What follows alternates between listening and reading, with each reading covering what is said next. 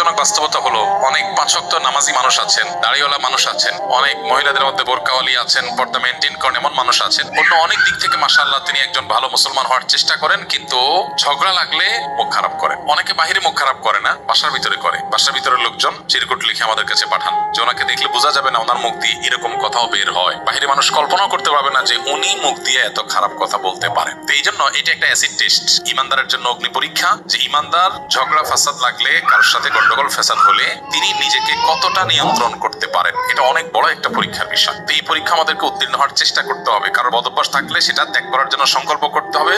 ঝগড়া করলে কখনো মুখ খারাপ করা যাবে না। নবী করিম সাল্লাল্লাহু আলাইহি ওয়াসাল্লাম বলেছেন, সিবাবুল মুমিনি ফুসুক, ইমানদারকে গালি দেওয়া এটা গুনাহের কাজ। ইমানদার কখনো গালিবাজ হতে পারে না। নবী সাল্লাল্লাহু আলাইহি ওয়াসাল্লাম আরো বলেছেন, লাইসাল মুমিনু বিল্লাহানি ওয়ালা বিত্তাআন ওয়ালাল ফাহিশ ওয়ালাল বাদি। ইমানদার কখনো কথায় কথায় অভিশাপ দিবে, আল্লাহর গজব ঠাড়া বদদোয়া দিবে, এরকম চরিত্রের হতে পারে না। এবং গালমন্দকারী, মানুষকে কথায় কথায় বাজে কথা বলা, এটা ইমানদারের স্বভাব হতে পারে না। অশ্লীল কথা বলা, নিচু কথা বলা, ছোট লোকের মতো উক্তি করা, এটা ইমানদারের সাজে না। এবং নবী সাল্লাল্লাহু আলাইহি ওয়াসাল্লাম এরকম এই যে দুশ্চরিত্রের কথা বলা হয়েছে, এগুলো থেকে অনেক ঊর্ধ্বে তিনি ছিলেন। তার মুখ থেকে কখনো এরকম কোনো কিছু কেউ শুনতে পায়নি। অতএব কারোর যদি বদভ্যাস থাকে, তিনি আত্মসংযমী হতে হবে, আত্মশাসন করতে হবে, নিজেকে শাসন করে এই বদভ্যাসটা ছাড়তে হবে। আল্লাহ আমাদের সবাইকে সেটা তৌফিক দান করুন। এটা হলো ঝগড়ার সময় লক্ষণীয়। গালমন্দ না করা, অশ্লীল কিছু না করা, গালমন্দ, ঝগড়াতে গালমন্দ এবং বাজে স্ত্রীর ঝগড়ার সময় আরেকটা বিশেষ বিষয় স্পেশালি লক্ষণীয়, সেটা হলো কথায় কথায় সংসার ছেড়ে দেওয়া। আর তার সাথে বনিবনা হবে না, আর একসাথে থাকা যাবে না, না তোমার সাথে একসাথে চলা সম্ভব না, না তাহলে আমার ভিন্ন চিন্তা করতে হবে। এই কথাগুলো কমন ছোট লোকই ঘরে ঘরে আজকাল শোনা যায়। দুর্ভাগ্য। খবরদার, বিবির সাথে এমন আচরণ করবেন না। কাল হাসরের মাঠে বিবিকে জিজ্ঞেস করা হবে তোমার স্বামী কেমন ছিল। বিবির কথা মতো সিদ্ধান্ত হবে, আপনি জান্নাতে যাবেন না।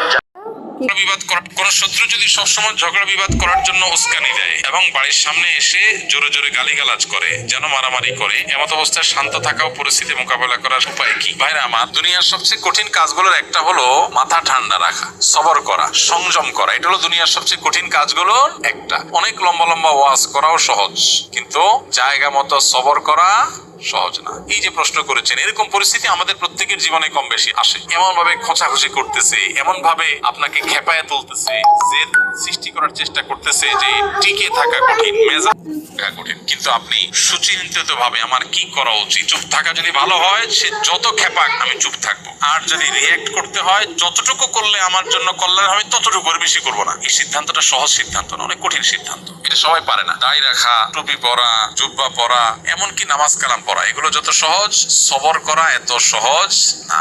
এই জন্য অনেক নামাজি কালাম মানুষে দেখবেন যে পরিস্থিতি যখন খারাপ হয়, দেখা যায় সেরাবেরা অবস্থা হয়ে গেছে, মুখ খারাপ করে গালিগালাজ করে চেতেমেতে অবস্থা খারাপ হয়ে গেছে। এই জন্য সংযম বা আত্মনিয়ন্ত্রণ এটা খুব কঠিন একটা কাজ। ইসলাম আমাদেরকে বারবার এই জিনিসটা শিখিয়েছে। আমাদেরকে নিজেদেরকে কি করতে হবে? নিজেকে কন্ট্রোল করা শিখতে হবে। যেখানে যতটুকু দরকার ততটুকু ডোজ দিব, বেশি দিয়া এরপরে বলবো সরি, এটা করা উচিত না। এই জন্য কেউ যদি আপনাকে ঝগড়া বিবাদ করে, গায়ে পড়ে আপনাকে খেপানোর চেষ্টা করে, আপনি নিজেকে ঠান্ডা রাখবেন। আপনার জন্য একটা সান্ত্বনার হাদিস আছে, কিভাবে ঠান্ডা রাখবেন ওই হাদিসটার কথা মনে রাখবেন। এবং মাঝে মধ্যে হাদিস লিখে বাসা বাড়িতে বিভিন্ন জায়গায় লাগিয়ে রাখতে পারেন, মোবাইল স্ক্রিনে, কম্পিউটার স্ক্রিনে এটা ভাসিয়ে রাখতে পারেন, যাতে করে আপনার মোটিভেশন হয়। আবু দাউদে বর্ণিত একটা হাদিস নবী করিম সাল্লাল্লাহু আলাইহি ওয়াসাল্লাম থেকে বর্ণিত হয়েছে, তিনি বলেছেন, আনা যাইমুন বিবাইতিন ফি রাবাদিল জান্নাতি লিমান তারাকাল মিরা ওয়া ইন কানা মুহিক্কা। অর্থাৎ নবীজি বলেছেন, আমি জান্নাতের মধ্যে একটি প্রাসাদ